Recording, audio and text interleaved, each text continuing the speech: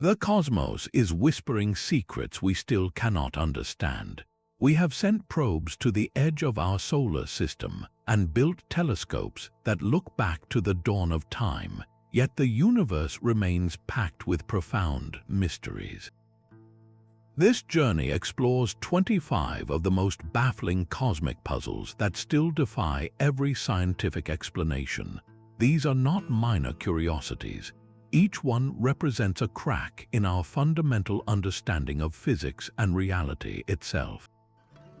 By the end, you will see the universe not as a solved equation, but as a living, breathing enigma. We will confront a signal so strange it was literally circled and labeled with a single word of shock. We will grapple with the invisible ghosts that make up most of reality. What do you believe is the universe's greatest unanswered question? That single word, scrawled in red pen on a computer printout, captures the sheer shock of a discovery that has never been matched. It was August 15, 1977. At Ohio State University's Big Ear radio telescope, a routine sky survey was underway, listening to the cosmic static. Then, for exactly 72 seconds, the silence was shattered. A signal blasted through the receiver, so intense it maxed out the equipment. It came from the direction of the constellation Sagittarius. When volunteer astronomer Jerry Amon reviewed the data printout days later, he saw a vertical column of alphanumeric codes representing signal strength.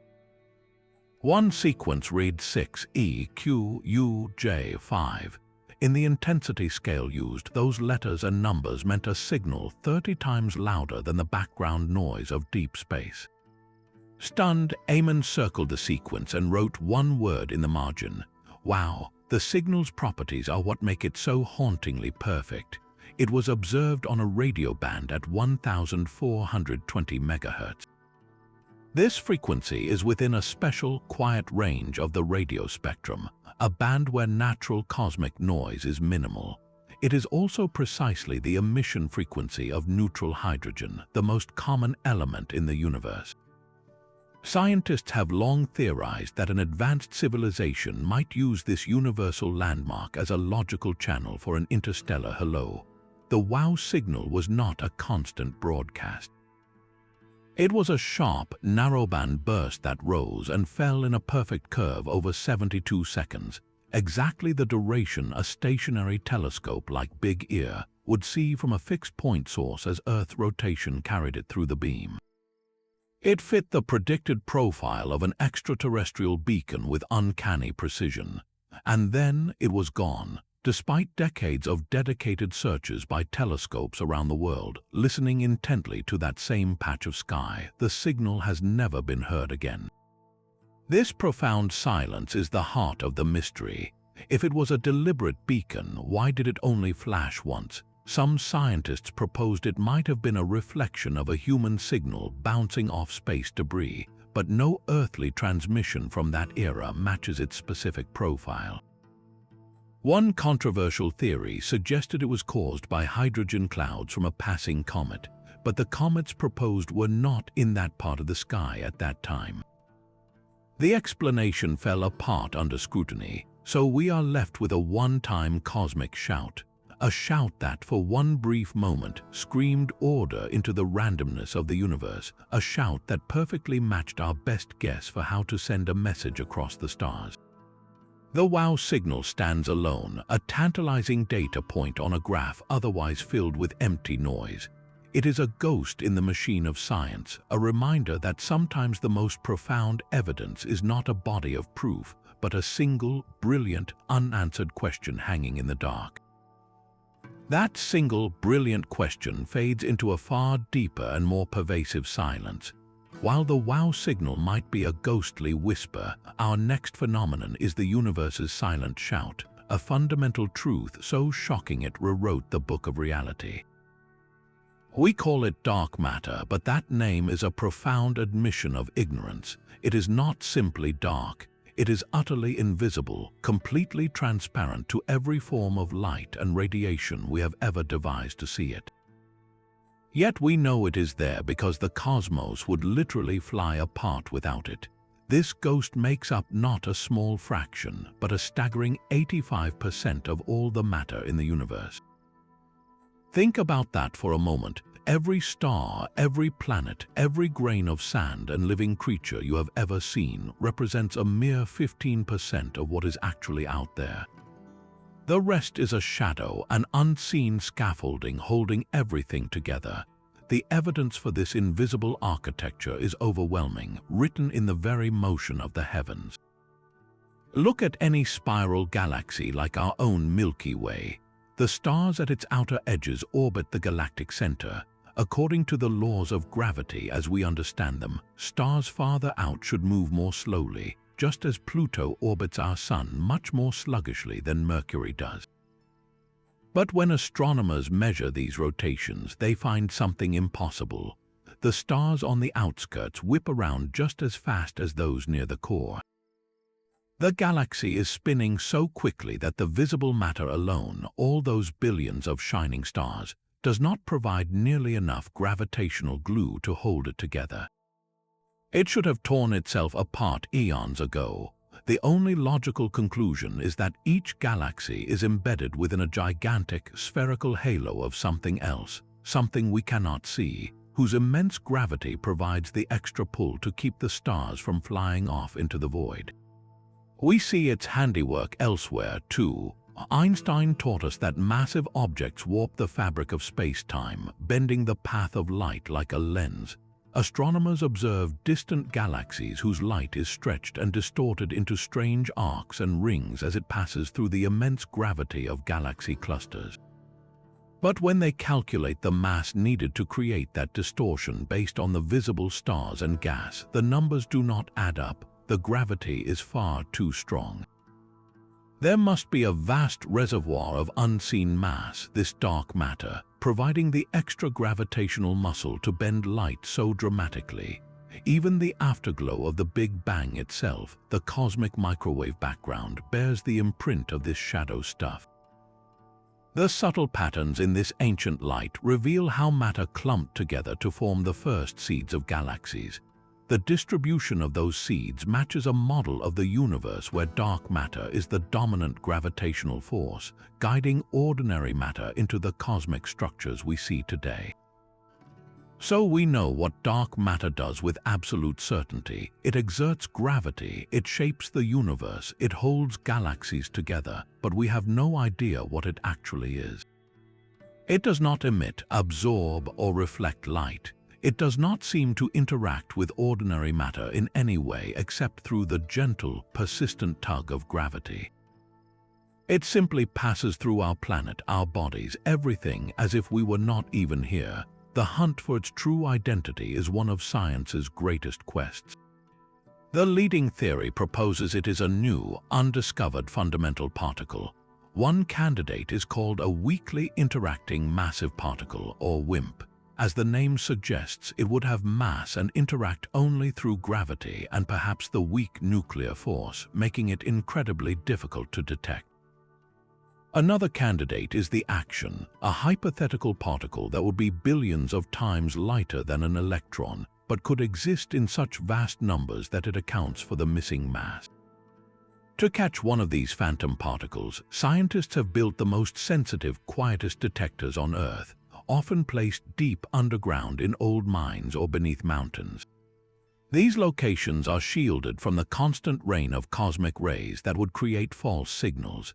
The experiments use vats of ultra-pure liquid xenon or silicon crystals, waiting for the once-in-a-lifetime tremor that might occur if a dark matter particle, by sheer chance, bumps into the nucleus of an ordinary atom. Decades have passed, the detectors have grown larger and more sensitive, and so far they have heard nothing but silence. The ghost remains at large, shaping everything we see from the shadows, its fundamental nature still the universe's best-kept secret. If dark matter is the ghostly glue holding galaxies together, dark energy is the phantom force tearing the entire universe apart. In the late 1990s, two independent teams of astronomers were doing something extraordinary, using distant stellar explosions to measure how fast the universe was expanding. They were looking for a cosmic slowdown. After the Big Bang, everything flew outward, but gravity, the great cosmic brake, should have been gradually pulling that expansion back, slowing it down over billions of years. The teams painstakingly measured the light from a specific type of exploding star, a Type 1, a supernova, in galaxies incredibly far away. These supernovae are cosmic standard candles. Their intrinsic brightness is so well known that by measuring how dim they appear from Earth, you can calculate their exact distance. By also measuring how much their light has stretched or redshifted, you can determine how fast the universe was expanding when that star blew up. The results were not just surprising. They were paradigm-shattering. The most distant, ancient supernovae were fainter than they should have been. This meant they were farther away than any model of a slowing expansion could account for. The only possible conclusion was that the expansion of the universe was not slowing down at all. It was speeding up. Some mysterious force was acting against gravity, pushing galaxies apart faster and faster as time went on. This discovery won the two team leaders the Nobel Prize in Physics in 2011. And it introduced the world to the dominant component of our cosmos, dark energy. Think of it this way: if the universe is a loaf of raisin bread baking in an oven, the raisins are galaxies. In a normal expanding loaf, all raisins move apart as the dough rises. But in our universe, the dough itself is not just rising, it is actively stretching at an ever-increasing rate, as if the oven itself is forcing the loaf to inflate faster and faster. This force, dark energy, seems to be an inherent property of empty space itself. The more the universe expands, the more space there is, and the more of this repulsive energy is created, leading to even faster expansion. It is a runaway feedback loop woven into the very fabric of reality. This idea actually has a famous historical precedent, one that Einstein himself considered and then discarded. When he was formulating his theory of general relativity, his equations showed the universe should be either expanding or contracting. But the scientific consensus at the time was of a static, eternal cosmos. To force his equations to match that belief, Einstein introduced a fudge factor, a term he called the cosmological constant, which represented a kind of repulsive energy in the vacuum of space to balance gravity's pull. Later, when Edwin Hubble discovered the universe was indeed expanding, Einstein famously called the cosmological constant his greatest blunder. The irony is breathtaking because the discovery of accelerating expansion suggests Einstein's blunder might have been a stroke of genius.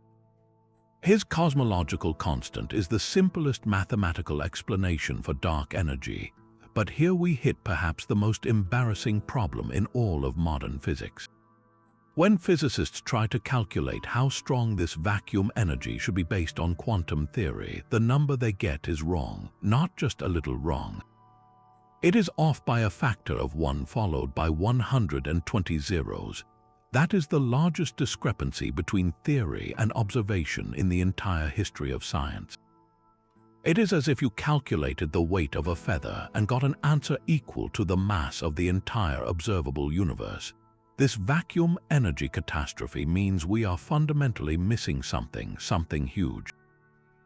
Dark energy is not just a mystery, it is a direct challenge to our core understanding of physics, and it holds the key to our ultimate cosmic fate. If dark energy remains constant, as the cosmological constant suggests, the acceleration will continue forever. Galaxies beyond our local group will eventually be pushed so far away their light can never reach us. The universe will die a cold, dark, and lonely death in what cosmologists call the Big Freeze. But if dark energy grows stronger over time, the acceleration could become infinite. In a terrifying scenario known as the Big Rip, the repulsive force would eventually overcome all other forces, not just pushing galaxies apart, but tearing apart galaxies themselves, then solar systems, then planets, and finally ripping apart atoms and the very fabric of spacetime. We do not know which future awaits us because we do not know what dark energy is. It constitutes about 68% of the total energy in the cosmos, making it the single largest component of the universe. We live in a cosmos dominated by two profound unknowns, dark matter and dark energy, with the familiar world of stars and planets amounting to less than 5% of the total. We are mere flotsam on a sea of shadows, pushed and pulled by forces we have only just begun to name. While dark energy is a slow, cosmic pressure stretching the fabric of space, the universe also produces sudden, violent screams. These are fast radio bursts, and they are exactly what the name promises. In a span of milliseconds, a single burst can release more energy than our sun emits over 80 years. It is a flash of radio light so intense that it can be detected across billions of light years, a brief, brilliant shout in the cosmic static. The story of their discovery is one of scientific serendipity. In 2007, astronomer Duncan Lorimer and his student were sifting through old archival data from the Parkes Radio Telescope in Australia, recorded in 2001. They were looking for pulsars, the spinning corpses of dead stars. Buried in that data, they found a 5-millisecond spike of radio waves so powerful it saturated the telescope's receiver. It did not match any known terrestrial interference or astronomical object. They had found the first Lorimer burst, now known as an FRB, and it opened an entirely new field of cosmic mystery. For years, it was a solitary oddity. Skeptics wondered if it was a glitch or perhaps something as mundane as a microwave oven being opened prematurely at the observatory. But then more were found. Hundreds have now been detected by telescopes around the world, and with each new detection, the mystery has only deepened. The first major clue came when astronomers managed to pinpoint the location of a few bursts. They did not originate within our Milky Way. Their immense energy, combined with a telltale smearing of their signal caused by drifting through intergalactic gas, proved they were coming from other galaxies billions of light years away. Something in these distant islands of stars was capable of producing a catastrophic, universe-spanning flash in the blink of an eye. Then came an even more baffling discovery: repeating FRBs. While most bursts are one-off events, a few sources have been heard from again and again, firing off multiple bursts from the same patch of sky. This ruled out any theory involving a single, cataclysmic destruction, like a star collapsing into a black hole or two neutron stars merging. Whatever was producing these repeating signals had to survive its own outburst. The hunt for explanations has led to a zoo of wild and wonderful theories. The current leading candidate involves magnetars, which are neutron stars with magnetic fields so strong they could wipe a credit card clean from halfway to the moon. A starquake on the surface of such a monster, a sudden cracking of its rigid crust, could release a titanic blast of energy we see as an FRB. Some repeating bursts even show patterns that could be explained by a magnetar's slow, wobbling rotation. But not all FRBs fit this mold. Their energies vary wildly, and some seem to come from environments that do not host magnetars. This has scientists considering even more exotic possibilities. Could they be produced by the theoretical vibrations of cosmic strings, defects in the fabric of space-time left over from the Big Bang, or perhaps from the violent collapse of a supermassive black hole's accretion disk? Then there is the most speculative idea, one that scientists must consider but approach with extreme caution. Could some FRBs, particularly the repeating ones with complex structure, be artificial?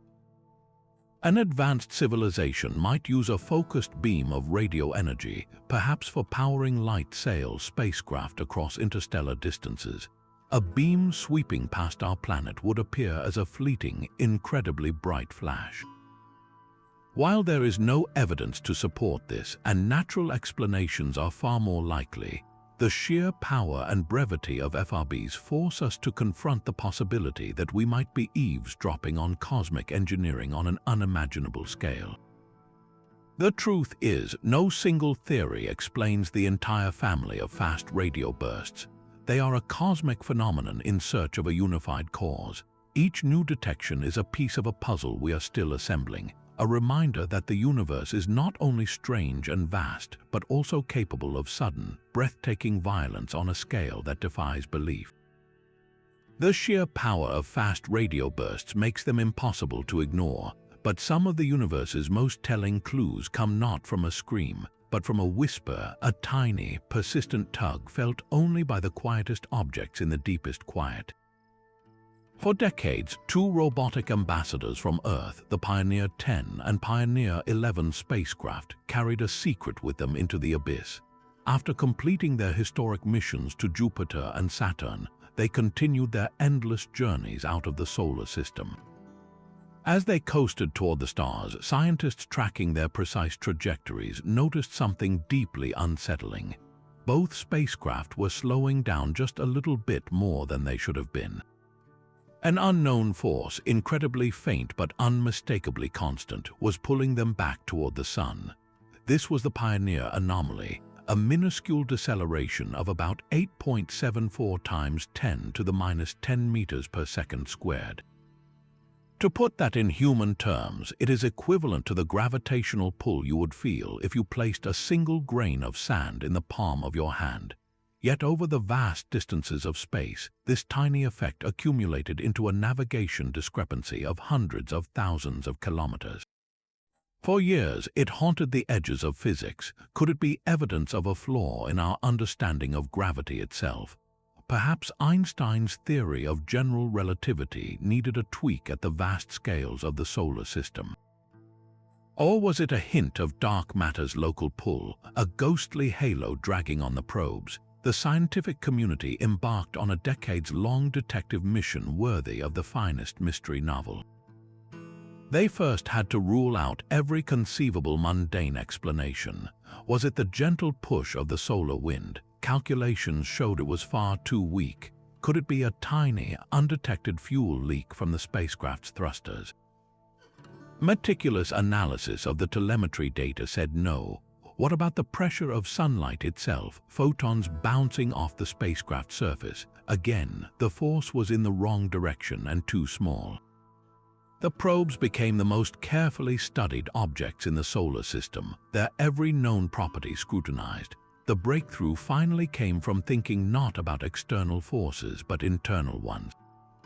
The Pioneer spacecraft were powered by radioactive thermoelectric generators. These units produced heat, which was then converted into electricity to run the onboard computers and instruments. But that heat did not just vanish. It radiated away from the spacecraft as infrared light. And here was the key: the heat did not radiate perfectly evenly. The main dish antenna, pointed steadfastly back toward Earth for communication, also acted as a shield, reflecting more heat back toward the front of the craft than escaped out the back. This created a tiny net force, a thermal recoil. Just as a garden hose kicks back when you turn on the water, the spacecraft experienced a minute push from the photons of its own waste heat, leaking preferentially in one direction. This force, once meticulously modeled with complex computer simulations, accounted for the vast majority of the anomalous deceleration. The case was largely closed. It was not new physics, but old physics applied with exquisite precision to a system we had not fully understood. Yet, in the finest tradition of cosmic mysteries, a sliver of doubt remains. Some analyses suggest that after all the thermal calculations are done, a tiny residual anomaly might still linger, a fraction of the original signal that the heat explanation cannot quite swallow. This whispers a powerful lesson. The universe often hides its truths not in grand cataclysms, but in the most subtle of signatures. The Pioneer anomaly taught us that to hear the cosmos speak, we must first learn to listen to the quiet hum of our own machines, and to recognize that sometimes the line between a technical oversight and a revolution in physics is vanishingly thin. The quiet hum of Pioneer's own heat revealed one secret, but other spacecraft have whispered a different, more active puzzle. When our robotic explorers swing by Earth for a gravity boost, they sometimes get a little extra push, a cosmic nudge that no one ordered. This is the flyby anomaly, a tiny but persistent mismatch between prediction and reality that has confounded orbital navigators for decades. The effect was first clearly noticed with NASA's Galileo spacecraft in 1990. To reach Jupiter, Galileo needed 2 gravitational assists from Earth, using our planet's gravity like a slingshot to gain speed. After its first Earth flyby, tracking data showed the probe had gained about 4 millimeters per second more velocity than the ultra-precise models had forecast. 4 millimeters per second is almost nothing, the speed a snail might manage on a lazy afternoon. But over interplanetary distances, that tiny error compounds into being thousands of kilometers off course. At first, engineers dismissed it as a fluke, an unaccounted-for puff of gas from a thruster or a tracking glitch. But then it happened again. The Rosetta Comet Chaser experienced it during its Earth flyby in 2005. Even the meticulously tracked Juno mission on its way to Jupiter registered a subtle, unexpected speed change during its Earth gravity assist in 2013. Each time the anomaly was small, measured in millimeters per second, but it was undeniably there, a systematic error that appeared only during these precise planetary encounters. The hunt for an explanation forces scientists to question everything from the shape of our planet to the fabric of spacetime itself. One line of inquiry looks downward into Earth's own complex environment. Could the anomaly be caused by an unmodeled aspect of our planet's rotation, its uneven gravitational field, or even the tenuous drag of the upper atmosphere? Perhaps our maps of Earth's mass distribution are still imperfect, and a slight lumpiness in gravity is giving probes an extra tug. Others look to more exotic possibilities. Could a spacecraft plowing through space interact with a halo of dark matter particles clustered around Earth? If so, the subtle drag or exchange of momentum might provide that minute speed change. This idea, while speculative, is tantalizing because it suggests we might use our own spacecraft as detectors for the invisible stuff that shapes the cosmos. The most radical theories look to the laws of physics themselves.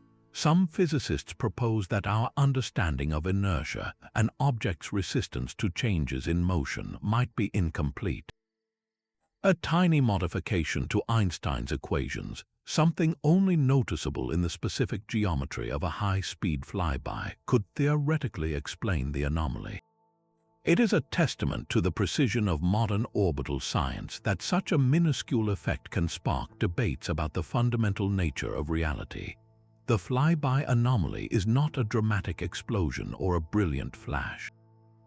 It is a whisper in the data, a decimal point out of place, yet it persists, a quiet reminder that even in the clockwork mechanics of celestial orbits, where we believe we have mastered every variable, the universe still has a few surprises tucked away in the fine print. While spacecraft whisper secrets in millimeters per second, a star 1,500 light-years away was screaming a mystery in plain sight. It is officially known as KIC 8462852, but the world knows it as Tabby's star, named for astronomer Tabitha Boyajian, who led its investigation. Its story begins not in a professional observatory, but with the collective power of the Internet. The Kepler Space Telescope had spent years staring at a patch of sky, monitoring the steady glow of over 150,000 stars, hunting for the telltale, repeating dips in brightness caused by orbiting planets. This mountain of data was too vast for any single team to analyze, so scientists enlisted an army of citizen scientists through a project called Planet Hunters. These volunteers, from students to retirees, scanned light curves on their home computers, flagging anything unusual. And in 2015, they found the most unusual star of all. The light from Tabby's star did not behave like anything else in the galaxy. Instead of the clean, symmetrical, repeating dips of a planet, its brightness plunged in chaotic, dramatic events. It would dim by 1% for a day, then by a staggering 22% for nearly a week. The drops were not smooth, but jagged and asymmetrical, as if something with a bizarre, irregular shape was passing in front of it. Most shocking of all, the long-term data showed the star's overall brightness was also fading over years, a slow, inexplicable dimming no normal star of its type should exhibit. The hunt for an explanation began by ruling out the obvious. It was not a planet. Nothing that large and solid could exist so close to a star without being torn apart. It was not a simple dust cloud, as fine dust scatters blue light more than red, and the dimming here was the same across all colors. A swarm of shattered planets or asteroids was proposed, but the sheer amount of material needed to block that much light was mind-boggling. The current leading natural theory points to a family of exocomets. Imagine a vast, fragmented swarm of icy bodies on a long, elliptical orbit around the star. As they swing close, they vaporize, releasing enormous clouds of dust and debris that could create the observed irregular, deep dimming. A recent study found evidence of specific chemicals like neutral gas in the system that supports this comet swarm idea. It is a messy, violent explanation, but a plausible one. Yet, the extreme nature of the data inevitably led to an even more extreme hypothesis. In a now famous paper, astronomer Jason Wright and others cautiously raised a provocative possibility. Could the dimming pattern be caused by an alien megastructure, specifically a Dyson swarm, a vast collection of energy capturing satellites or habitats orbiting a star, built by a civilization far more advanced than our own? Such a structure, under construction and incomplete, would have an irregular shape and would block starlight in precisely the chaotic, non-repeating way we observe. It is crucial to understand that astronomers do not believe this is the likely answer. Extraordinary claims require extraordinary evidence, and a swarm of comets is a far more ordinary, if still spectacular, explanation. But Tabby's star became a cultural phenomenon precisely because it forced scientists to articulate the alien hypothesis seriously. It demonstrated a vital scientific principle. When you encounter data that defies every standard model, you must follow the evidence wherever it leads, even to the remotest of possibilities.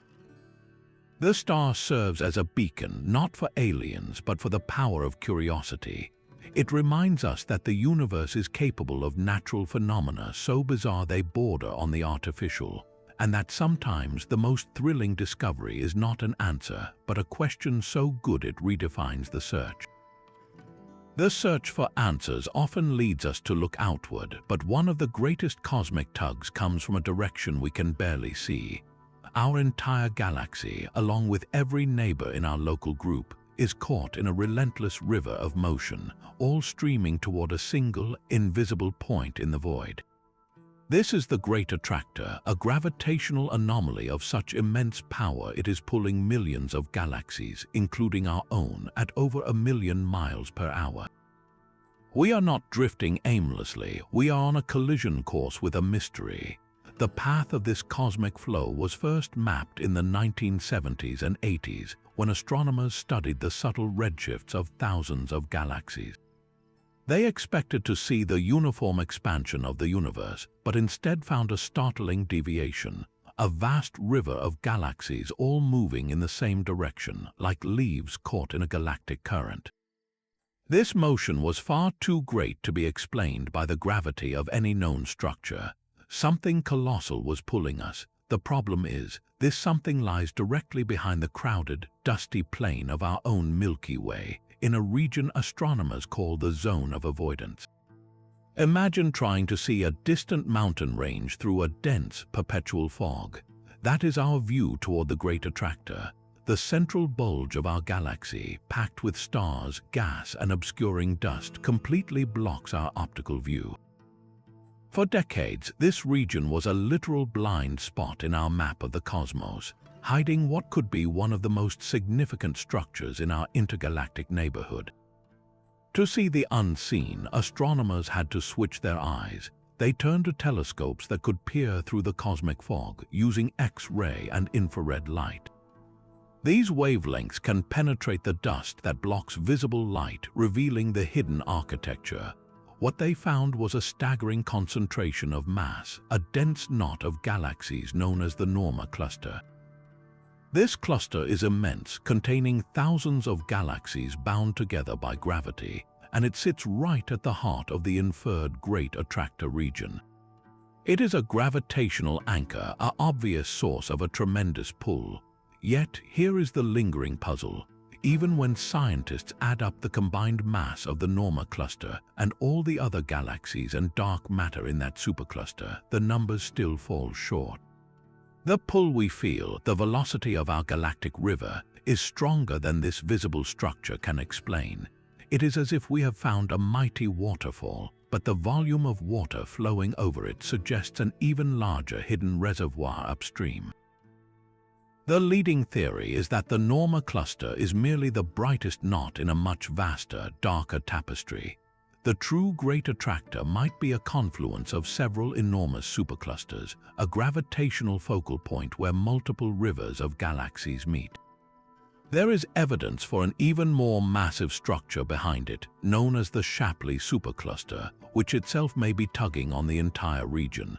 So the Great Attractor may not be a single object but a destination, a deep well in the fabric of spacetime created by the combined pull of countless galaxies and their halos of dark matter, most of which remains obscured by our own galaxy's bulk. We are drawn toward a shadow we are only beginning to outline, a reminder that our clearest view of the cosmos is often blocked by the very home we live in. But the pull of the Great Attractor is a force we can trace to a source, however dimly seen. The next mystery is etched into the very first light of creation, and it suggests the entire cosmos might be oriented in a way that breaks its most fundamental rule. To understand this, we must look at the oldest picture we have of the universe, the cosmic microwave background. This is the afterglow of the Big Bang, a faint glow of radiation that fills every corner of space, released when the universe was just 380,000 years old, a mere infant. For decades, this cosmic baby picture has been our strongest evidence for the Big Bang theory, and it is stunningly uniform. No matter where you look, the temperature of this ancient light is almost exactly the same, about 2.7 degrees above absolute zero. This smoothness is the foundation of modern cosmology. It supports the cosmological principle, the grand assumption that on the largest scales, the universe is isotropic, meaning it looks the same in every direction, and homogeneous, meaning matter is evenly distributed. There should be no special direction, no center, no edge. The universe is just everywhere. But when scientists built more and more sensitive satellites to map this ancient light in exquisite detail, first with WMAP and then with the Planck mission, they found something that sent a chill through the field. The data revealed subtle temperature fluctuations, tiny hot and cold spots that are the seeds of all future galaxies. These fluctuations were expected. The shock was in their arrangement. They are not completely random. Instead, they appear to align along a particular axis in space, a preferred direction that some cosmologists have dramatically nicknamed the axis of evil. It is as if the universe has a faint fingerprint, a brushstroke across the sky that points a specific way.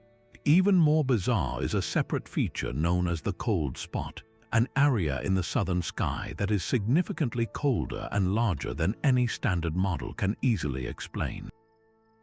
This is not just a statistical wobble.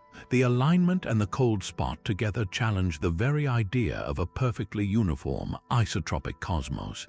They hint that perhaps the universe has a subtle grain to it, like wood, with a direction that matters.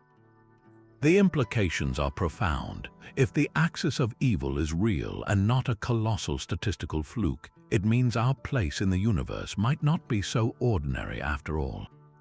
It could indicate that the universe is not the same in every direction on the largest scales, forcing us to rewrite the cosmological principle. So what could cause such a fundamental tilt?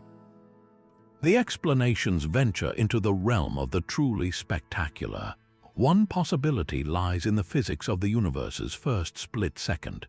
Perhaps the field that drove the inflationary period, the faster-than-light expansion just after the Big Bang, was not perfectly uniform. A slight directional stretch in that primordial moment could have imprinted this axis onto the fabric of spacetime itself. An even more mind-bending theory suggests the cold spot could be a bruise, a cosmic scar from a collision with another universe in the multiverse. In this scenario, our universe is one bubble in a vast, frothing sea of other bubble universes. If another bubble grazed ours in the distant past, the energy of that collision could have left a cold, empty imprint on our cosmic microwave background, a ghostly handprint from a reality we can never directly touch. Of course, many scientists argue these anomalies are simply artifacts, the result of incomplete data or subtle biases in how we subtract the foreground glow of our own Milky Way. The Planck satellite's final analysis softened the significance of the alignment, though it did not erase it entirely. The cold spot remains stubbornly unexplained. This is the razor's edge of cosmology, where a single unexplained detail in the oldest light we can see threatens to unravel our most basic assumptions about the nature of reality. It asks us a haunting question: is the universe truly without a center, without a preferred direction, or are we, against all odds, seeing the first faint signature of something vastly larger than our own cosmic horizon? A subtle tilt in the cosmos is one thing, but a perfect geometric shape hanging above another world is something else entirely. At Saturn's North Pole, a storm rages, but not like any other in the solar system. Encircling the pole is a colossal, six-sided jet stream, a hexagon of cloud so precise it looks drawn by a cosmic mathematician. Each of its sides is longer than the diameter of Earth, and it has been there, spinning in sync with the planet's rotation for at least 40 years. We first glimpsed it in the grainy images from the Voyager flybys in the 1980s, and we assumed it might be a temporary feature. Then the Cassini spacecraft arrived in the 2000s and stared for over a decade.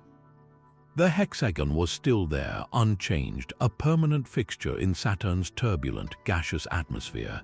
This is not an optical illusion or a trick of the camera.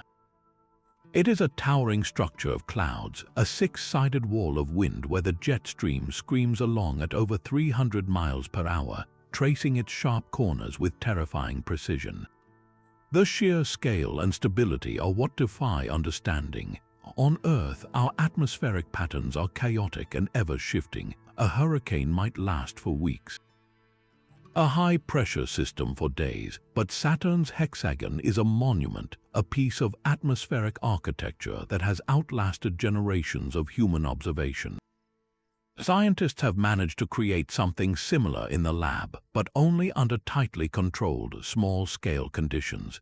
If you take a cylinder of fluid, place a small rotating disc at its center, and spin the whole container, you can sometimes generate polygonal shapes, including hexagons, in the swirling liquid. This shows that the physics of rotating fluids can naturally produce such forms. The problem is scaling that up to a planet. Saturn is a gas giant, a sphere of mostly hydrogen and helium with no solid surface to create friction. Its atmosphere is a deep, churning ocean of gas, heated from within and spun by the planet's rapid 10-hour rotation. The hexagon sits at a latitude where different bands of eastward and westward winds meet, creating a zone of extreme wind shear. The leading theory suggests that this shear, combined with the planet's rotation, creates a standing wave pattern. Think of it like a vibration in the atmosphere, a stable ripple where the crests and troughs align to form the vertices of the hexagon. Yet a demonstration is not an explanation. While lab experiments show it is possible, they do not fully account for why this specific shape, a hexagon, became locked in place and has refused to change for decades.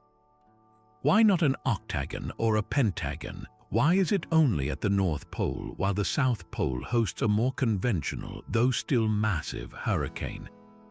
The models that come closest to replicating it require very specific, finely tuned conditions for the depth and speed of Saturn's atmospheric layers.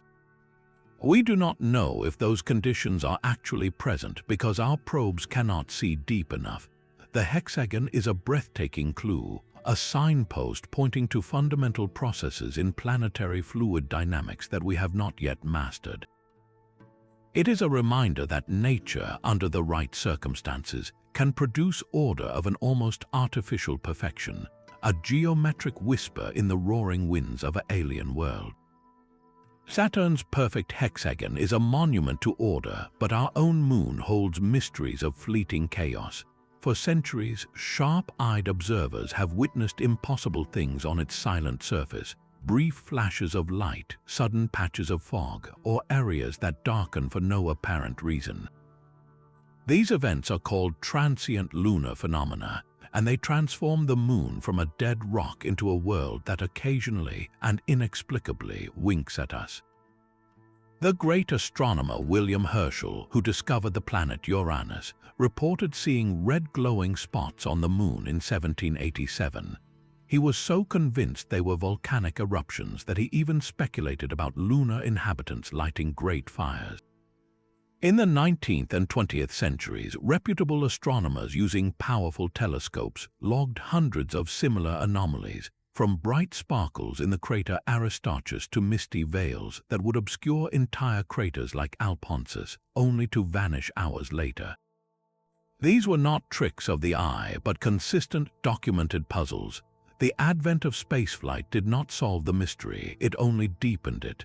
Apollo astronauts in orbit around the moon reported seeing flashes and streamers of light, which were likely high-energy particles hitting their retinas.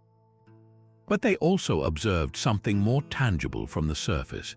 Before the Apollo 11 landing, Michael Collins, alone in the command module, spotted a bright flare in the crater Aristarchus at the exact same moment an observatory on Earth was independently recording it. This was a crucial moment, a simultaneous confirmation from two vantage points that something real was happening. Modern amateur astronomers with high-quality cameras and video have occasionally captured these events, and even orbital spacecraft have detected faint, ultraviolet glows and possible gas releases associated with some reported sites. The evidence is sparse and maddeningly random, but it is undeniably there. So what causes a supposedly dead world to flicker with light? Scientists have several compelling, yet incomplete, theories. The leading natural explanation involves outgassing. The moon's interior may still hold traces of radioactive elements like radon-222. As these decay, they could produce pockets of gas that build up pressure until the surface cracks open, releasing a sudden puff of dust and gas into the vacuum. Sunlight hitting this escaping cloud could make it glow briefly or scatter light in a way that looks like a mist from Earth. Another idea points to electrostatic dust.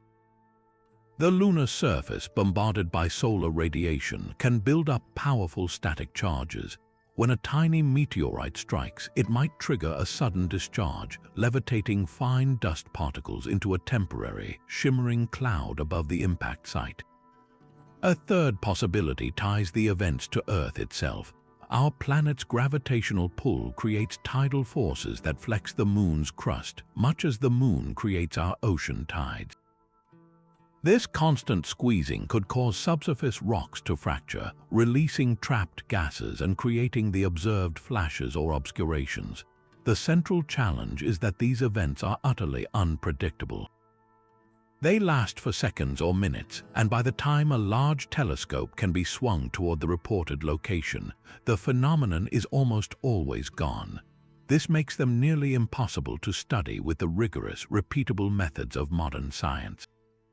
Yet their persistent reports, spanning from the era of spyglass observations to the age of satellites, point to a profound truth. The moon is not entirely geologically deceased. It may be a world in slow, subtle motion, still settling, still exhaling the last whispers of its ancient heat.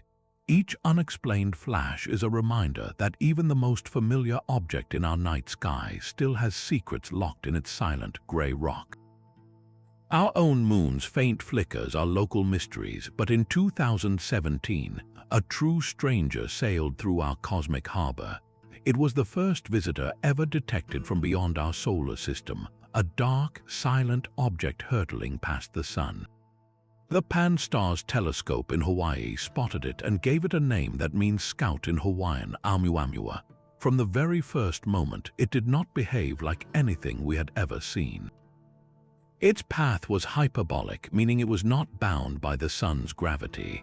It was just passing through a rock from another star, but as astronomers scrambled to observe it, every measurement they took only deepened the puzzle. First, its shape. As it tumbled through space, its brightness changed dramatically by a factor of 10 every 7.3 hours. This extreme variation meant it was not spherical. The only shape that fit the data was something profoundly elongated, perhaps 10 times longer than it was wide. Imagine a cigar or a pancake tumbling end over end through the void. Nothing in our solar system looks like that. Then came the second shock, its silence. As a rocky or icy body approaches the sun, solar heating typically causes volatile ices on its surface to vaporize, creating a glowing cloud of gas and dust called a coma and often a tail. Comets do this. Oumuamua did not. In all our observations, it showed no coma, no tail, no outgassing activity whatsoever. It was dark and inert like a stone. This led astronomers to classify it as an interstellar asteroid, a rare but plausible shard from a distant planetary system. But then the third and most baffling clue emerged. As Oumuamua sped away from the sun, precise tracking revealed its trajectory could not be explained by gravity alone. Something was giving it an extra tiny push. It was accelerating on its way out, just slightly but definitely. This is called non-gravitational acceleration, and comets exhibit it all the time as jets of gas act like natural thrusters. The problem was Oumuamua showed no visible gas. There was no coma to be the engine for this push. The scientific community erupted into a race for an explanation that could fit all three bizarre facts: the shape, the lack of a coma, and the hidden acceleration. One proposal suggested it might be a fractal dust aggregate, a loose, fluffy, snowflake-like structure that could have an odd shape and outgas diffusively without a visible tail. Another, more exotic idea was that it was a hydrogen iceberg. In the cold depths of interstellar space, a chunk of solid hydrogen could form. As it neared the sun, the hydrogen would sublimate, providing the thrust for acceleration. But hydrogen gas is invisible to our telescopes, explaining the lack of a coma. A later theory proposed a nitrogen iceberg, a chunk ripped from the surface of a Pluto-like world in another system. Nitrogen outgassing could also be subtle and hard to detect. Yet each of these natural explanations felt like a stretch, requiring objects or conditions we have never directly observed. Into this gap of uncertainty stepped a provocative hypothesis from Harvard astronomer Avi Loeb. He argued we must consider all possibilities consistent with the data, however extraordinary. He noted that the acceleration was remarkably smooth, not jerky like typical cometary jets, and that the object's inferred shape, if flat, was ideal for catching sunlight. Could Oumuamua be a piece of alien technology, a discarded light sail? A light sail is a proposed spacecraft that uses the gentle pressure of sunlight for propulsion, much like a boat sail uses wind. A thin, fractured remnant of such a craft tumbling through space could explain the strange shape, the lack of outgassing, and the smooth solar radiation-powered acceleration. The scientific mainstream largely rejects this idea, favoring natural origins. The point, however, is not belief but methodology. Oumuamua forced a profound conversation about how we interpret anomalies. It was a real, physical object that defied easy categorization. By the time we knew it was strange, it was already too far away, a fading dot racing back into the interstellar dark. We will never get another look. It remains a cipher, a silent messenger that delivered one clear message. The galaxy is full of things we have not yet dreamed of, and sometimes they pass right through our front yard. Deep in the heart of our own galaxy, a silent, invisible scream echoes across 25,000 light-years. The center of the Milky Way should be a place of violence and brilliance, home to a supermassive black hole and dense clusters of ancient stars. But when scientists pointed the Fermi Gamma-Ray Space Telescope toward this region, they found an unexpected glow. It was not the sharp, pinpoint flashes of individual objects, but a diffuse, persistent excess of gamma-ray light, the most energetic form of radiation in the universe. This galactic center excess hangs there like a ghostly fog, and its origin has become one of the most tantalizing puzzles in modern astrophysics. To find the source, astronomers first had to subtract everything they already knew. They meticulously modeled and removed the gamma-ray contributions from all the usual suspects, the diffuse background from cosmic rays smashing into interstellar gas, the sharp points from known pulsars, the faint glow from distant galaxies. When all that was stripped away, the excess remained, a smooth, symmetrical halo of unexplained energy centered on the galactic core. The hunt for an explanation has narrowed to two primary suspects, each representing a radically different vision of what fills our galaxy. The first suspect is a celestial chorus. The galactic bulge is packed with ancient stellar remnants. Among them could be thousands of millisecond pulsars, the rapidly spinning cores of dead stars that beam out lighthouse-like pulses of radiation, including gamma rays. Individually, these pulsars would be too faint and distant for Fermi to resolve as distinct points, but their combined, blended glow could perfectly create the smooth, excess signal we see. Finding this hidden population would be an incredible discovery in itself, revealing a rich ecosystem of stellar fossils in our galaxy's crowded heart. The second suspect is the one that sends a thrill through the world of physics: dark matter. Here at the galactic center, the density of this invisible stuff should be at its highest, forming a dense cloud around the central black hole. According to leading theories, dark matter particles could be their own antimatter opposites. If two of them, weakly interacting massive particles or WIMP, were to collide, they would annihilate each other in a flash of energy, producing, among other things, gamma rays. The smooth distribution and specific energy signature of the galactic center excess could be the long-sought afterglow of countless, invisible collisions happening right now in the darkness. This is a high-stakes cosmic detective story. Scientists are sifting through the Fermi data with finer and finer combs, looking for the telltale clue that will break the case. If the excess is from pulsars, then within that smooth glow there should be subtle, statistical clumping, tiny hotspots where a few brighter pulsars contribute a little more light. Finding that granularity would point to a stellar origin, but if the glow remains impossibly smooth, down to the smallest scales Fermi can see, that favors dark matter. A cloud of identical particles annihilating would produce a signal as smooth as mist. The tension is palpable because the prize is so profound. One path leads to a deeper understanding of stellar graveyards. The other could open a direct window into the universe's dominant but unseen ingredient, finally giving a face to the ghost that shapes the cosmos. For now, the verdict is not in. The data whispers, but it has not yet spoken clearly. The galactic center excess remains a luminous question mark at the core of our home galaxy, a reminder that sometimes the most important clues are not found in the distant void, but hidden in plain sight, in the very center of everything we know. While dark matter's collisions might light up our galactic core, the very first minutes of the universe created a different and equally puzzling chemical signature. In the blistering heat of the Big Bang, during a fleeting period called Big Bang nucleosynthesis, the first atomic nuclei were forged. For about the first 20 minutes, the entire cosmos was a seething nuclear furnace, fusing protons and neutrons into the primordial elements. The theory governing this process is a masterpiece of precision. It takes the known laws of nuclear physics and the measured density of the universe, runs the equations backward in time, and predicts exactly how much of each light element should have been created. For hydrogen and helium, the predictions are spectacularly accurate.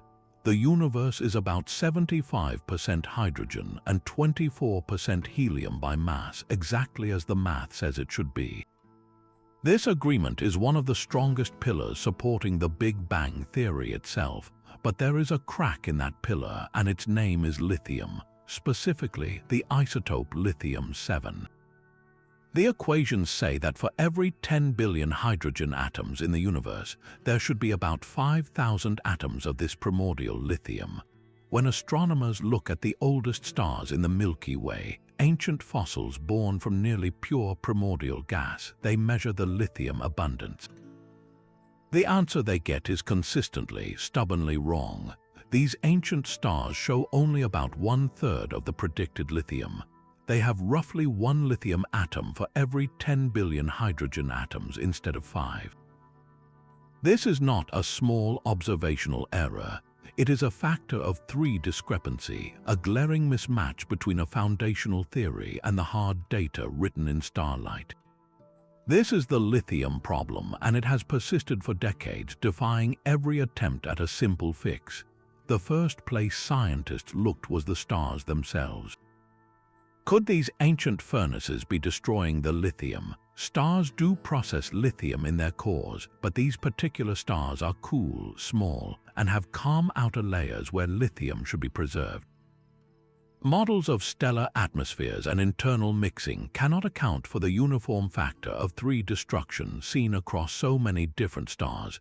The evidence points to the lithium being missing from the gas these stars formed from, meaning the problem originated in the Big Bang itself.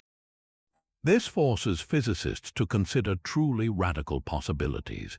Perhaps our understanding of nuclear physics in that extreme early environment is incomplete. Maybe there was an unknown particle, like a neutron with a slight electric charge, or a previously unconsidered nuclear reaction pathway that gobbled up lithium as quickly as it formed. Some have even proposed that vast clouds of primordial dark matter particles could have altered the nuclear reaction rates in the first few minutes, skewing the results. Others look beyond nuclear physics to the cosmos itself. Could there have been pockets of the early universe with different densities, smoothing out to the average we see today but leaving a fingerprint in the lithium abundance? Or, in the most mind-bending scenario, does this discrepancy hint at something fundamental about the universe's expansion rate during those first critical minutes? The lithium problem is a quiet anomaly with deafening implications. It suggests that our otherwise perfect picture of the universe's first few minutes is missing a crucial piece. Every ancient star is a cosmic historian, and their unanimous testimony tells us that the very first chapter of creation, the forging of the elements, contains a sentence we have not yet learned how to read. The missing lithium whispers of a flawed first chapter, but our current cosmic story faces an even deeper rewrite. For decades, the strange rotation of galaxies has been the cornerstone evidence for dark matter. Stars on the outskirts whip around too fast, held in place by the gravity of something unseen. This is the established story, the paradigm that has guided cosmology for a generation.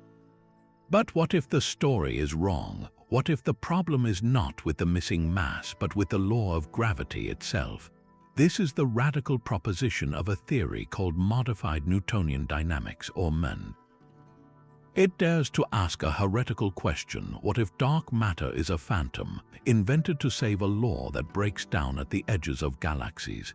The idea was first proposed by physicist Mordechai Milgrom in the early 1980s. He noticed something intriguing in the galaxy rotation data. The anomalous behavior, the extra pull holding fast-moving stars in place, always seemed to kick in when the gravitational acceleration felt by a star dropped below a certain, incredibly tiny threshold. It was as if Newton's famous law, the one that governs apples falling and planets orbiting, simply stopped working in the realm of the extremely faint. Milgrom proposed a simple modification. Instead of gravity's force always following the familiar inverse square law, he suggested that at these ultra-low accelerations, it transitions to a different, stronger relationship.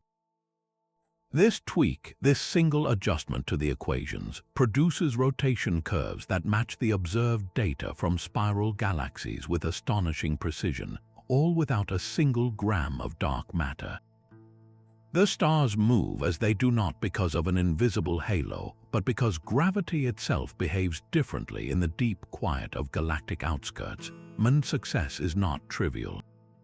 It predicted the rotation speeds of many galaxies before they were measured, and it often does a better job than dark matter models at explaining the fine details of individual galaxy dynamics. It frames dark matter not as a substance but as a symptom, a signal that our understanding of gravity is incomplete in the realm of the very weak. Yet for every elegant solution man provides, it creates a new, formidable problem. Its most glaring failure comes from the cosmos at large. Remember the gravitational lensing we discussed, where the mass of a galaxy cluster bends the light from objects behind it. The amount of bending is a direct measure of total mass. Dark matter models simply add an invisible halo to the visible cluster, and the math works perfectly.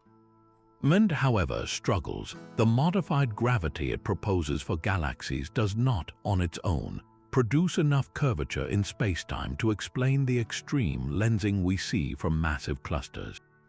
Proponents of MAND have had to propose additional, complex fields or even suggest that some form of unseen matter, perhaps ordinary matter in hard-to-see forms, exists in clusters.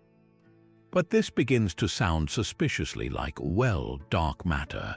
The battle lines are thus drawn between two grand paradigms. On one side, the conservative revolution. We accept the laws of gravity as given by Einstein and Newton, and we populate the universe with a mysterious, invisible substance to make the books balance. On the other, the radical rewrite. We keep the universe's matter inventory simple and familiar, but we fundamentally alter one of the most trusted pillars of physics. The choice is profound. Do we fill the cosmos with ghosts, or do we admit that our grasp of gravity is still imperfect? For now, most cosmologists side with dark matter because it successfully explains a wider array of phenomena, from the cosmic microwave background to the large-scale structure of the universe.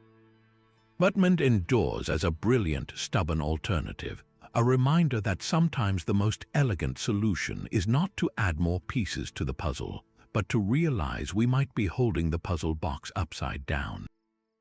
The choice between ghosts and flawed laws leads us to the edge of a true abyss, where the most fundamental rules of reality wage war with each other. This is the black hole information paradox, a puzzle so deep it threatens to unravel our understanding of the universe at its core. The story begins with Stephen Hawking's greatest insight. He realized that black holes are not truly black. Due to strange quantum effects happening just outside the event horizon, the point of no return, they should glow with a faint heat.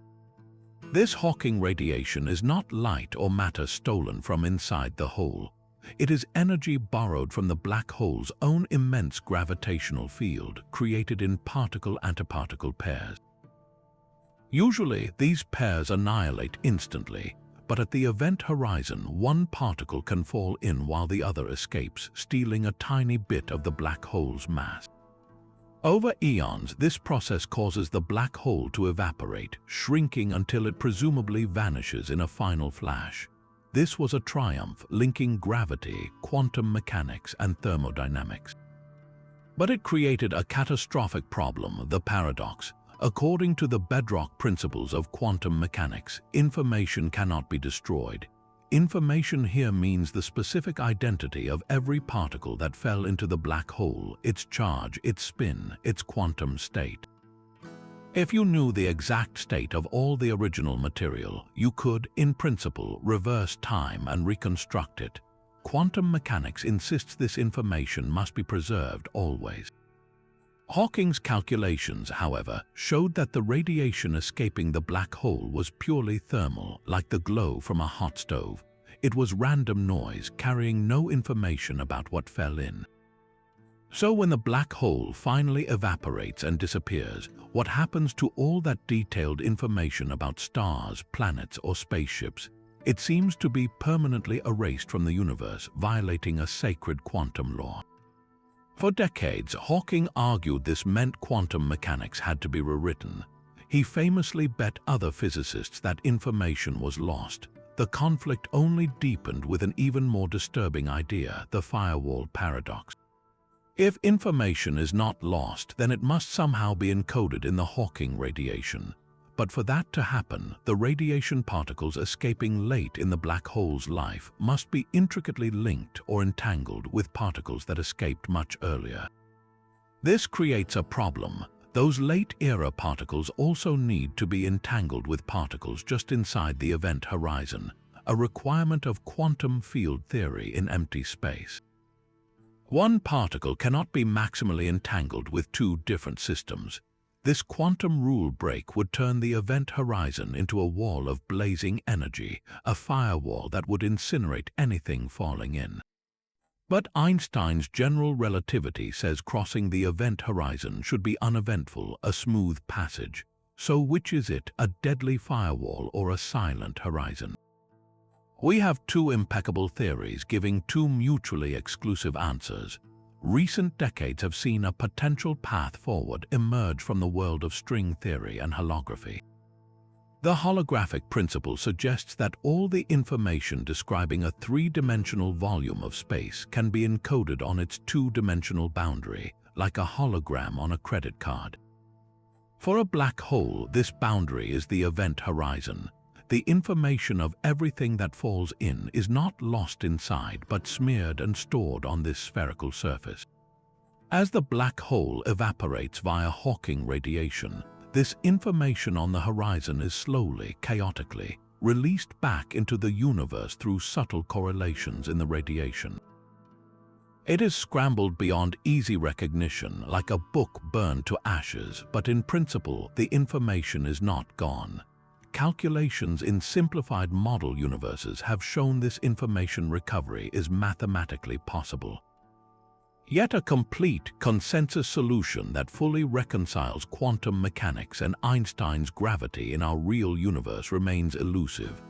The paradox stands as a monument to our ignorance, a glaring signpost that until we solve it, we do not truly understand how space, time, and information fit together.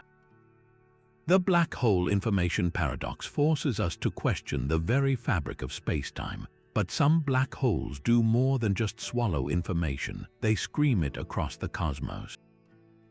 In the early 1960s, astronomers were puzzled by strange, star-like objects that shone with the light of 100 galaxies yet flickered in brightness over mere days. These quasi-stellar radio sources, or quasars, had a far more shocking secret. Their light was stretched to an extreme degree, a redshift so profound it meant they were not stars in our galaxy, but objects billions of light years away. To appear so bright from such a staggering distance meant they had to be the most luminous engines in the universe, each one pumping out more energy than 1,000 Milky Ways. The only conceivable power source was a supermassive black hole, millions or even billions of times the mass of our Sun, gorging on an entire galaxy's worth of gas and stars. As matter spirals into this gravitational abyss, it forms a searingly hot accretion disk, a whirlpool of plasma that glows with the fury of trapped light and friction. This is an active galactic nucleus, and a quasar is its most brilliant incarnation, but the story does not end there. When you tilt this cosmic monster just right, its mysteries become even more intense and bizarre. Some of these active black holes fire out twin jets of superheated plasma, moving at nearly the speed of light, perpendicular to their accretion disks. Most of the time, these jets shoot off into intergalactic space, but in a special, dizzying case, one of those relativistic beams is aimed almost directly at Earth. We call this a blazar. From our privileged and perhaps terrifying vantage point, we are staring straight down the barrel of a cosmic particle cannon. The effects are spectacular because the jet's material is moving toward us at such a fantastic fraction of light speed. Its radiation is amplified and compressed by relativistic effects.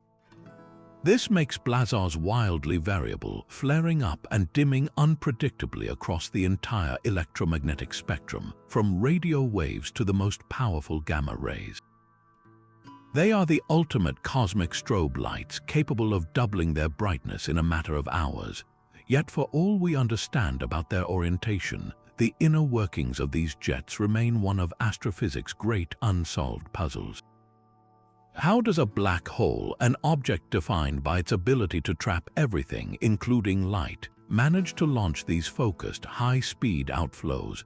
The leading model suggests powerful magnetic fields, twisted by the black hole's spin, and the churning accretion disk act like a colossal slingshot, channeling some of the infalling material and launching it back out along the poles.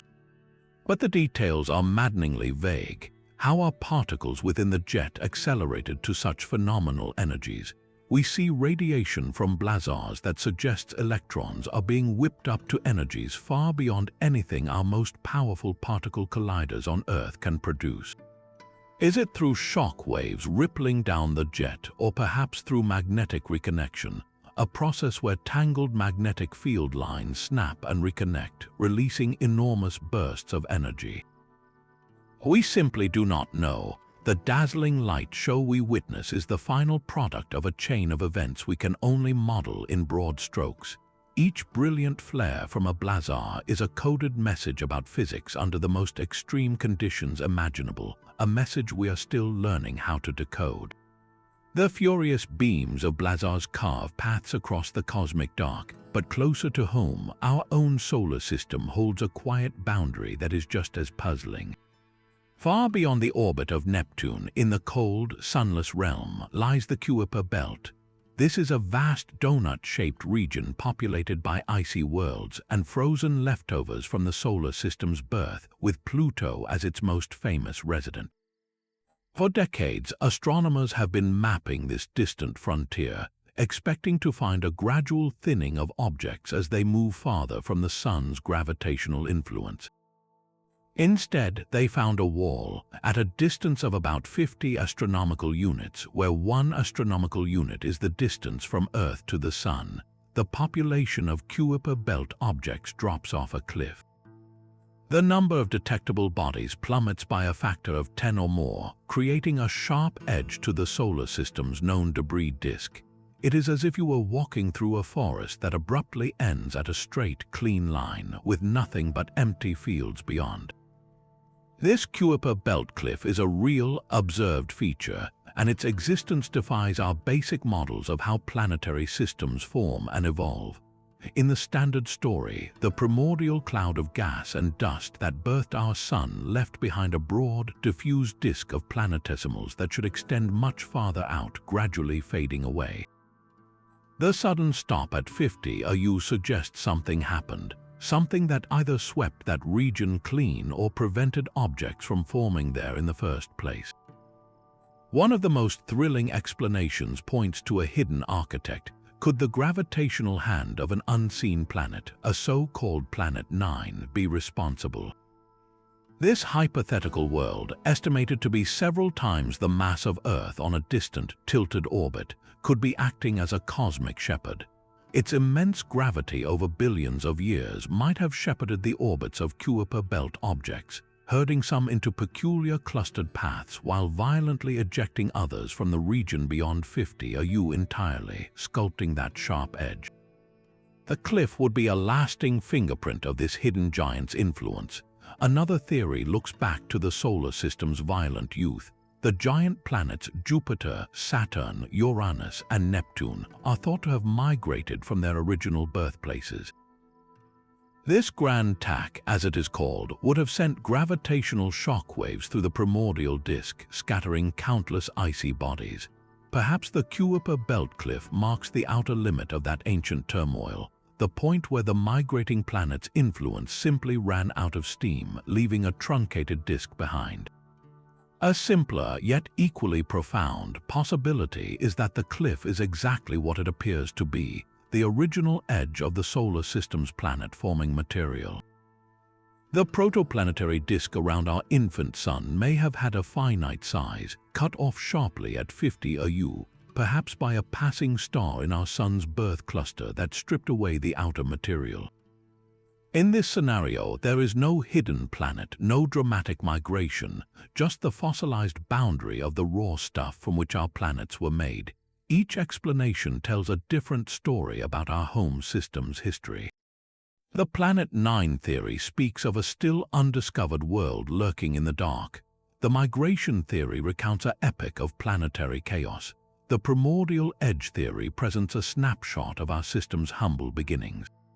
For now, the cliff stands silent and unexplained, a stark border in the icy dark. Its resolution awaits more data, from deeper surveys of the Kuiper belt to the possible discovery of the hidden planet that might have carved it. It is a reminder that even the architecture of our own celestial neighborhood is still being decoded, line by line, from the frozen ledger of the past. The frozen ledger of the Kuiper belt is a map of our system's infancy, but the death of a star can produce a ledger of its own, one written in light and dust with geometric perfection. In the constellation Monoceros, 2,300 light-years away, a dying sun is performing its final act inside a celestial jewel box. This is the Red Rectangle Nebula, and it is exactly what the name promises. Through a telescope, it does not appear as a messy cloud or a simple sphere, but as a stunning, sharply defined rectangle of glowing red gas, bisected by dark, X-shaped spikes that look like the supporting beams of a cosmic cathedral. Concentric ripples, like the rungs of a ladder, extend outward from the central star, completing an image of such artificial precision it seems deliberately crafted. This is not an illusion of perspective. We are looking almost directly down the barrel of two opposing cones of gas ejected by a dying star, their edges forming the long sides of the rectangle. The dark X is the shadow of a thick, dusty torus, a donut-shaped ring girdling the star's waist, constricting the outflows into those precise conical shapes. Yet while bipolar nebulae are common in the universe, none match the red rectangle's shocking symmetry and fine detail. The perfect 90-degree corners, the evenly spaced, luminous rungs, these features defy our standard models of stellar death. The central star, a hot post-AGB star, is in a delicate dance with a close binary companion. This dance is likely the choreographer of the spectacle. One theory suggests the companion star's gravity causes the central star's jets to precess, or wobble like a slowing top, painting the concentric rungs in the outflowing gas over thousands of years. Another idea points to the dense dust torus itself, acting not just as a nozzle, but as a resonant cavity, shaping the light and matter into those precise geometric patterns through processes we do not yet fully understand. Computer simulations struggle to recreate the nebula's exact appearance. They can produce bipolar shapes, but not the crisp rectangularity and the ladder-like regularity. It is as if nature has followed a blueprint we have not yet found, using the simple physics of rotation, gravity, and light to construct a masterpiece of order. The red rectangle is a profound reminder that the universe's beauty is not merely random or chaotic. Even in the violent, messy process of a star's death, under the right conditions, physics can conspire to create structures of breathtaking, almost mathematical purity. It stands as a luminous question, asking us not just how a star dies, but how it can die with such perfect, silent grace. The geometric perfection of a dying star's nebula is a local wonder, but the universe also fires bullets of pure energy across unimaginable distances. These are ultra-high-energy cosmic rays, and they carry a paradox that threatens to rewrite the rules of intergalactic travel. The story begins with a theoretical limit, a speed bump for the universe's most energetic particles. In the 1960s, physicists Kenneth Greisen, Georgy Zatsepin, and Vadim Kuzmin calculated a fundamental ceiling. They reasoned that a proton traveling from a distant galaxy, carrying an absurd amount of energy, would not have a peaceful journey. Space is not empty. It is filled with the faint afterglow of the Big Bang, the cosmic microwave background, a sea of low-energy photons. A proton traveling at over 99.999999999% of the speed of light would see these harmless photons blue-shifted into a barrage of gamma rays. The proton would interact with them, producing new particles and bleeding away its energy in a process called photopion production. Over a distance of about 100 million light-years, any proton above a certain energy, about 5 times 10 to the 19th electron volts, should be slowed down below this limit. This is the GZK cutoff. It means ultra-high-energy cosmic rays should only come from within our local cosmic neighborhood, within a sphere sometimes called the GZK horizon. If we see one, its source must be relatively nearby. This all made perfect, elegant sense on paper. Then we started catching these cosmic bullets. In 1991, the Fly's Eye detector in Utah recorded something that should not exist. It was a single particle, likely a proton, with an energy of about 3 times 10 to the 20th electron volts. That is over 40 million times more energy than the protons smashed together in the Large Hadron Collider. It carried the kinetic energy of a well-thrown baseball, all packed into a single subatomic speck. Astronomers dubbed it the "Oh my God" particle. Since then, several dozen events have been recorded with energies far above the GZK limit. And here lies the heart of the paradox. When scientists trace the rough paths of these particles back into the sky, many do not point to any obvious, powerful source within the 100 million light-year horizon. They seem to come from voids, empty regions of space where there are no violent galaxies or black holes to act as natural particle accelerators. It is as if a cannonball flew into your living room, but when you look out the window, there is no cannon in sight for 100 miles. So how are these particles cheating the cosmic speed limit? The first possibility is that our maps are incomplete. Perhaps there are incredibly powerful but fleeting sources within our local universe that we have simply missed. A nearby quasar that flared up briefly millions of years ago, or a rare cataclysm like the merger of 2 supermassive black holes, could have launched these particles. We just have not connected the event to the particle that arrived today. The second possibility is more unsettling. Our understanding of particle physics at these insane, unreachable energies might be wrong. The equations describing how protons interact with the cosmic microwave background are based on theories we can only test at much lower energies. At these extremes, protons might behave in unexpected ways, perhaps interacting less with the background radiation, allowing them to travel farther than the GZK limit predicts. The third idea ventures into the truly exotic. What if these are not protons at all? Some theorists suggest they could be something far stranger, like a theoretical particle called a strangelet. A strangelet is a hypothetical nugget of strange matter containing up, down, and strange quarks. It would be far more stable and massive than a proton, and crucially, it might not interact with the cosmic microwave background in the same way. A strangelet could barrel through the radiation bath of the universe largely unaffected, traveling from a distant galaxy without losing its punch. Each explanation carries profound implications. A hidden nearby source reshapes our map of local cosmic violence.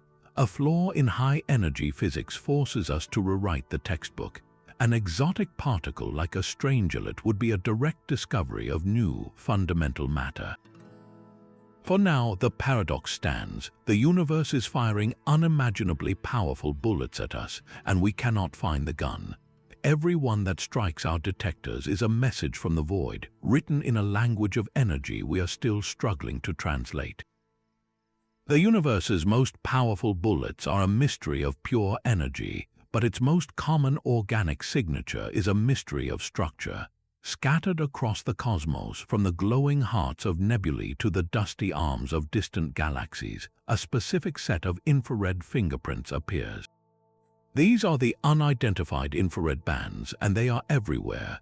Whenever astronomers point an infrared telescope at a cloud of gas and dust illuminated by young, hot stars, these bands light up the spectrum.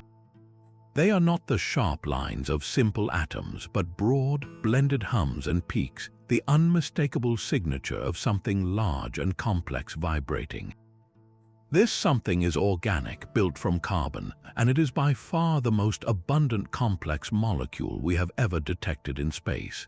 Yet after decades of study, we still do not know exactly what it is. The bands themselves are like a cosmic barcode we cannot yet read. They appear at very specific wavelengths: 3.3, 6.2, 7.7, 8.6, and 11.3 micrometers, among others.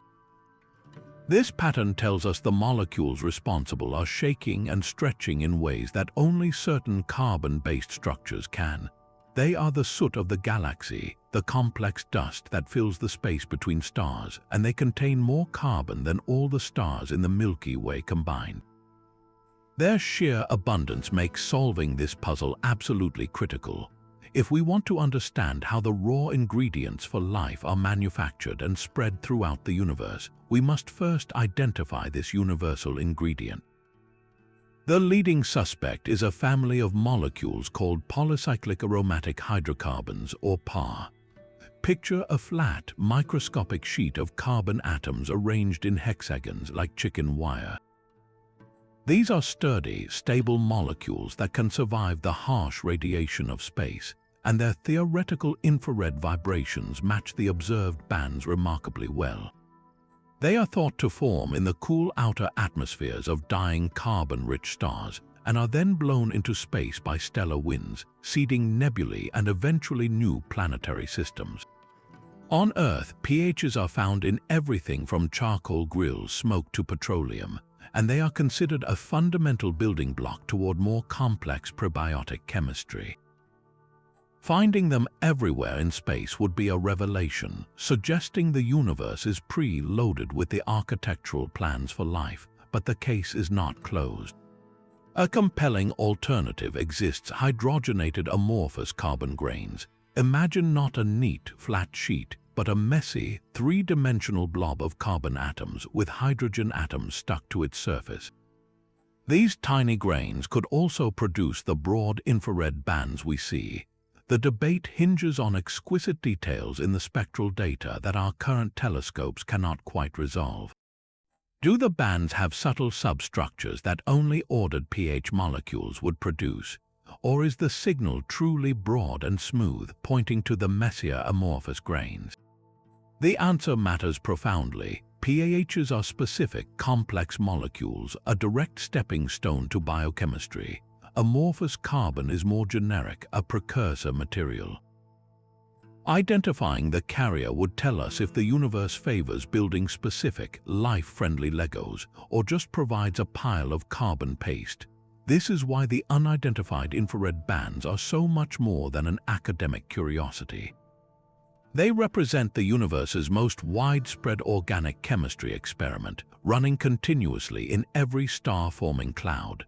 By finally decoding this cosmic barcode, we will learn whether the path from stardust to living cell is paved with common, ready-made components, or if it requires a more rare and special alchemy. The bands are a whisper in every nebula, a promise written in infrared light that the ingredients for something greater are already here, waiting for us to understand their name.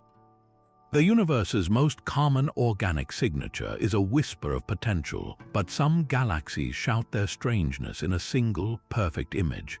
Hoag's object is a cosmic bullseye suspended in the void.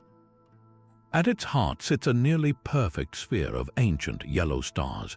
Surrounding it, separated by a wide, dark gap of seemingly empty space, is a flawless ring of brilliant blue young stars. This is not a spiral galaxy with winding arms, nor an elliptical blob.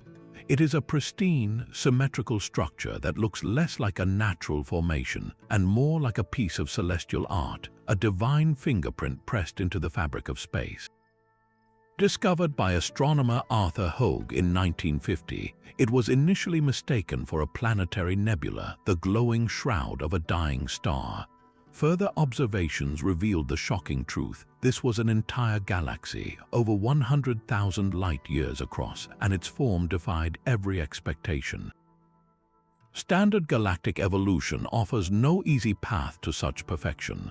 When two galaxies collide, they create magnificent tangled messes, tidal tails, and warped disks like the antennae galaxies.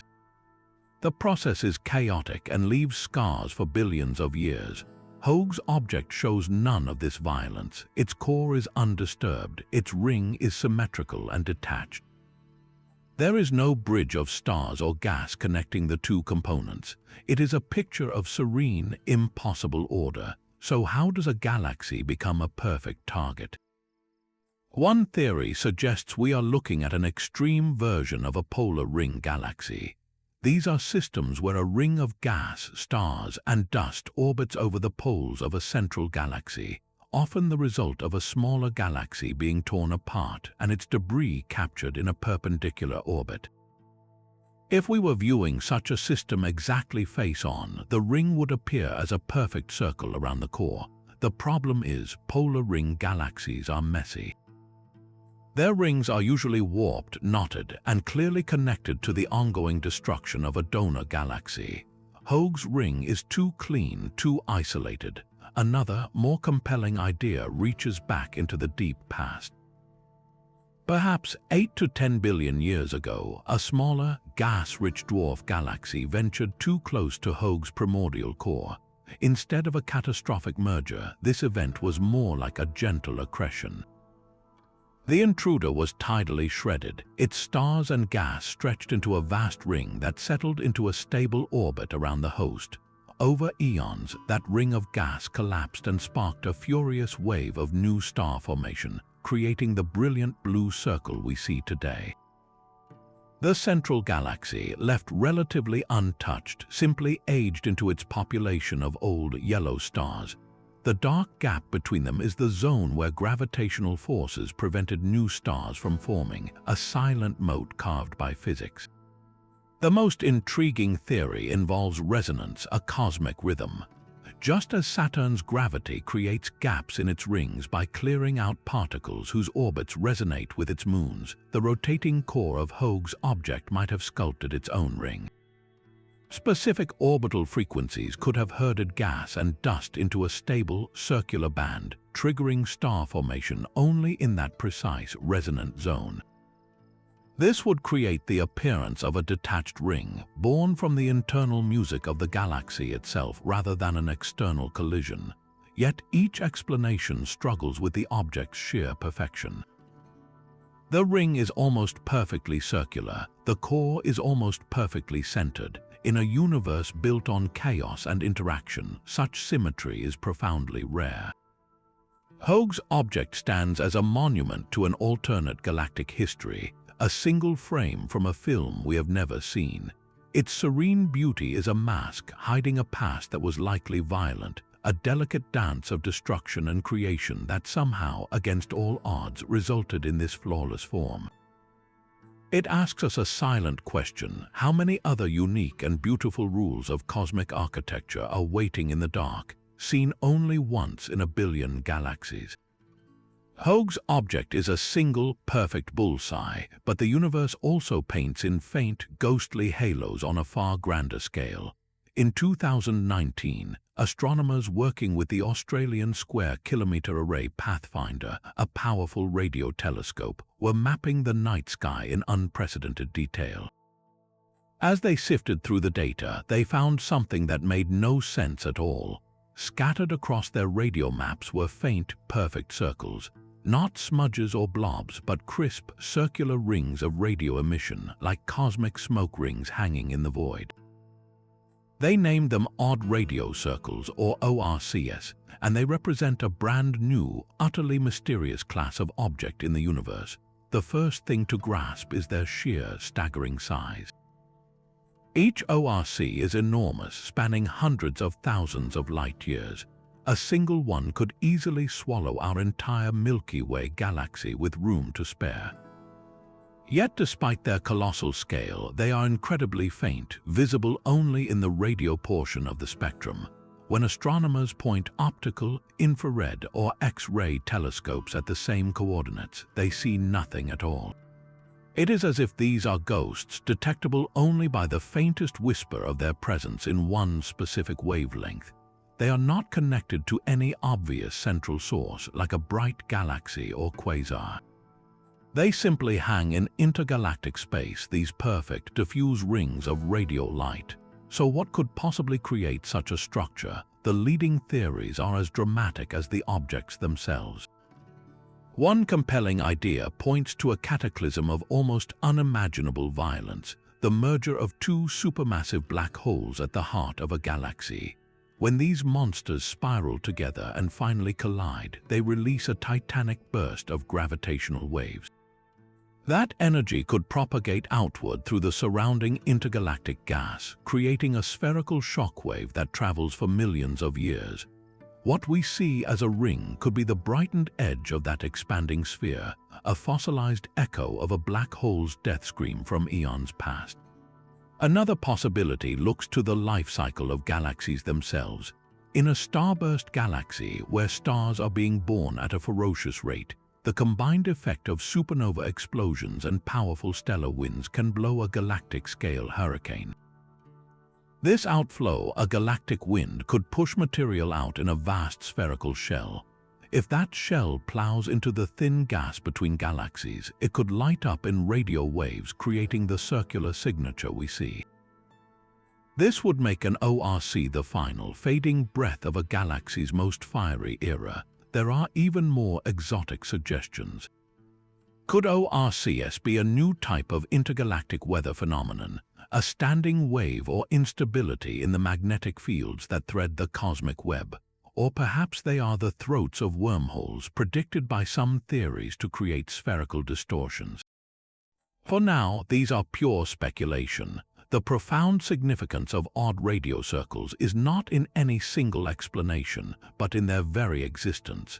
They were discovered not by a revolutionary new telescope, but by a new, sensitive survey with an existing instrument. This tells us they were always there, hiding in plain sight, a fundamental structure of the cosmos we had simply missed. It is a humbling reminder that our map of the universe is still incomplete, and that the sky, even in the quiet radio bands, holds rings of mystery we are only beginning to trace. The ghostly rings of odd radio circles remind us how much we have yet to map, but one of our most fundamental measurements of the cosmos is itself now a source of deep conflict. At the very heart of modern cosmology lies a single, crucial number, the Hubble constant. This is the universe's expansion rate, the speed at which galaxies are receding from us for every megaparsec of distance, a megaparsec being about 3.26 million light-years. It is the master parameter that tells us the age, size, and ultimate fate of everything. For decades, astronomers have refined this number with ever greater precision, expecting the different methods to converge on a single, universal truth. Instead, they have diverged, creating a crisis known as the Hubble tension. One path to this number looks back to the universe's infancy. By studying the cosmic microwave background, that pristine baby picture from 380,000 years after the Big Bang, scientists can deduce the initial conditions of the cosmos. Using the standard model of cosmology, they can run the cosmic film forward, calculating how fast the universe should be expanding today. The result from the most precise satellite, Planck, is a Hubble constant of about 67 kilometers per second per megaparsec. This is the universe's expansion rate as told by its oldest light. The other path measures the universe as it is right now in our own cosmic neighborhood.